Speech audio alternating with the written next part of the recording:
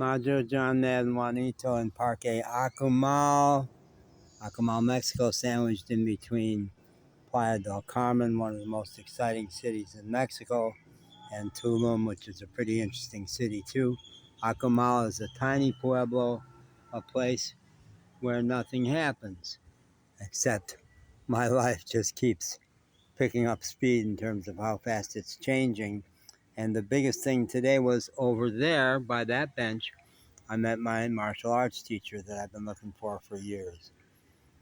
It's got me telling stories from martial arts and dance and just doing something physical that you thought you couldn't do. And it can change your mind about who you are.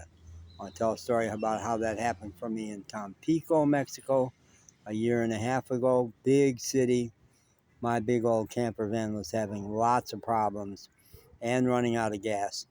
And I was parked in the parking lot of H-E-B, is the big glitzy middle class Texas food store, which is in many places in Mexico, and Petco.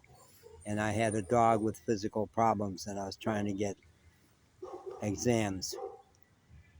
So my car was out of gas. I had to go get gas and I was doing it on a dime. I didn't have much money.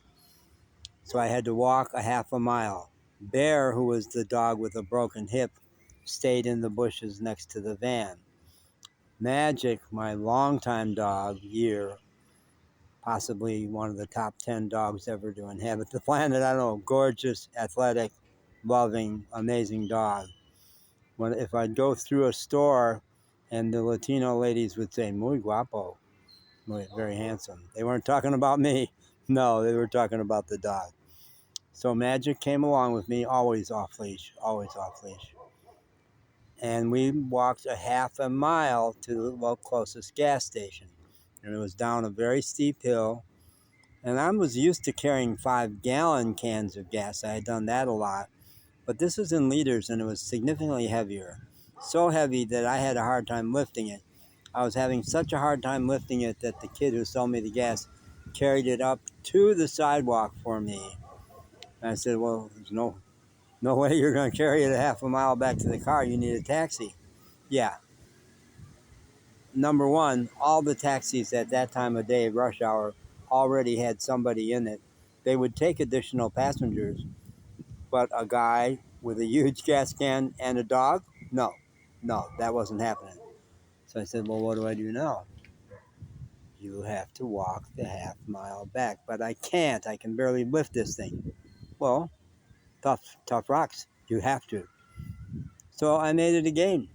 I would carry it 10 yards, and then every time I would carry it a little more, and I would psych myself out. I'd say, this is fun. I'm having a blast. And I would sing songs and continually carry it further and further, and I did it. I did it the half a mile, and that night I was so high. I was over the moon because I was bigger than I thought. I did something that I thought was absolutely impossible and made it fun. And who the fuck was that? Who the fuck was that? That's my continual question. I say, God, what are you turning me into now? And what are you going to do to me next? Back off, God. Meanwhile, having the time of my life. I'm having the time of my life. Now I've got a martial arts teacher who has, I don't know how many black belts he's got. He's practiced so many different forms, and he's such a cool guy. And he's a passionate dancer also. He's an American black man. He speaks English. What? I